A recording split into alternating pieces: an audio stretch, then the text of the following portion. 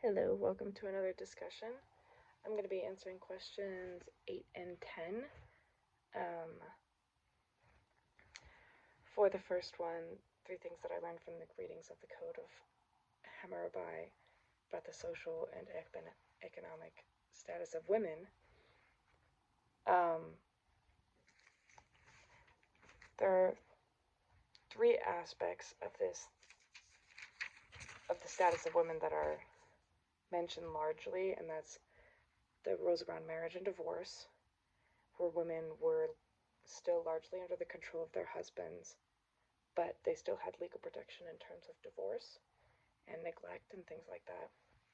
So they still had protection inside their marriages despite being under control most of the time.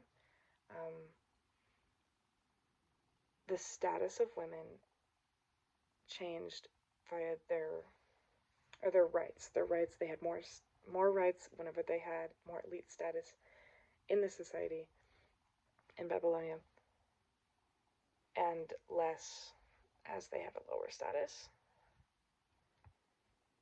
And that was according to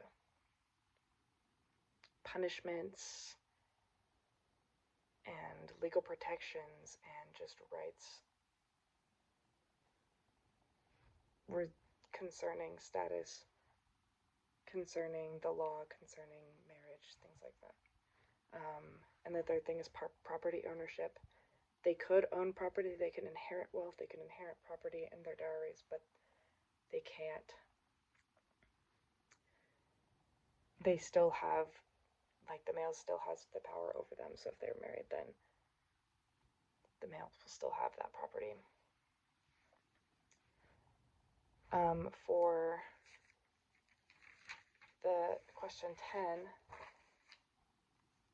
in the dynamics of gender and agricultural societies in the Near East, I found most interesting that the biologically determined gender roles in the society were determined at chronological assumption, meaning that because of the way that the society evolved, it was assumed that these roles were taken on anyways without hard research to back that assumption up, and it was went with for a very long time, and modern researchers have to go to great lengths to prove this wrong, despite it just being an assumption in the first place.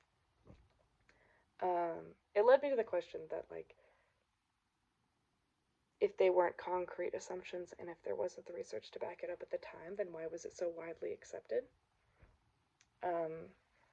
Zillman combated the role by increasing the importance of women's roles in the society when researching these societies, when researching their workload, putting gathering as a more important to survival activity than hunting was, right? Despite the activities that took both for those to happen, prioritizing gathering changed the roles, provided evidence to assume that they were different. Another thing that I found interesting was the methods used to prove the sharing of the workload by both genders.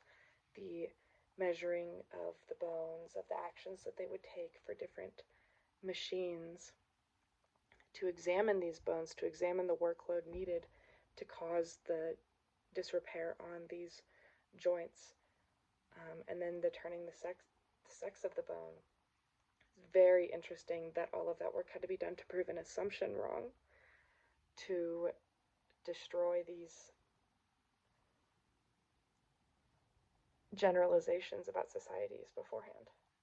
And that was Athea Mollison, who did that study. Very intensive study.